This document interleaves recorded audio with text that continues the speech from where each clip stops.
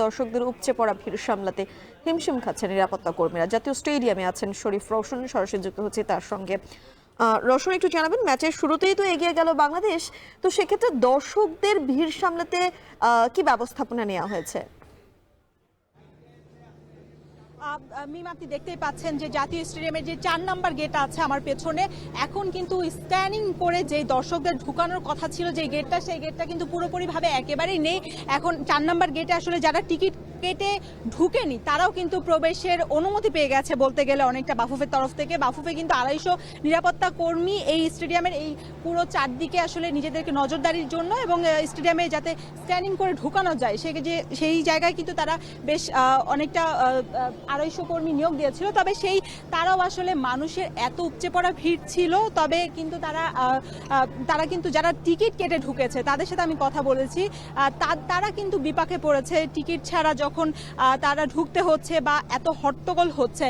তবে এখন স্টেডিয়ামের যে পরিবেশ, আরো মূল স্টেডিয়ামে ঢুকতে গেলে যে কেচি গেটগুলো তাদেরকে ভেদ করে ঢুকতে হবে, সেখানে গিয়ে তারা আসলে আটকে পড়েছে যারা টিকিট ছিল না। তবে ভলেন্টিয়ার যারা ছিলেন আসলে তারা কিন্তু এই নিরাপত্তা কর্মীর যে আসলে পরবর্তী সময় যে চাপটা তাদেরকে সামাল দিতে হয়েছে, সেই জায়গাতে একটা হট্টগোল পরিবেশ তৈরি হয়ে গেছে। সেই জায়গায় আসলে বাফুফের অনেক কর্মকর্তার সাথে কথা বলার চেষ্টা করা হয়েছে, আমরা ফোন করেছি, তবে যোগাযোগ করেও তাদের সাথে আসলে যোগাযোগ আমরা করতে পারিনি। তারা আসলে কেউ ওই পাশ থেকে ফোন ধরেনি। এবং এখন এই মুহূর্তে কিন্তু হামজা চৌধুরী, জামাল ভুঁইয়ারা মাঠে লড়াই করছেন।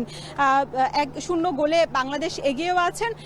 সেই ক্ষেত্রে হামজা চৌধুরী 1 গোলে বাংলাদেশ এগিয়ে গেছে। বাংলাদেশ কিন্তু একটা দর্শক পূর্ণ একটা স্টেডিয়ামে, গ্যালারিতে বাংলাদেশ অনেকদিন পর জাতীয় স্টেডিয়ামে বেশ হই হুল্লোড় পরিবেশে বেশ উৎসাহ উদ্দীপনায় খেলা হচ্ছে এই স্টেডিয়ামে। জাতীয় স্টেডিয়াম, আপনাকে মিম বলে রাখি যে 4 বছরের বেশি সময় পর কিন্তু এই জাতীয় স্টেডিয়ামে আন্তর্জাতিক ম্যাচ অনুষ্ঠিত হচ্ছে। সেক্ষেত্রে হামজা চৌধুরীর অভিষেক ম্যাচটা বেশ আলোড়নই ছড়াচ্ছে। হামজা চৌধুরী, ফাহমিদুল ইসলাম আছে।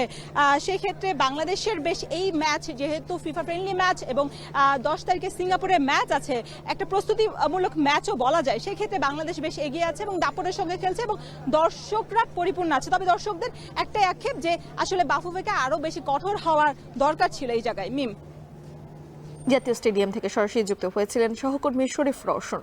শান্তবাজারে নিচ্ছে একটা বিরতি, ফিরছে কিছুক্ষণ পর।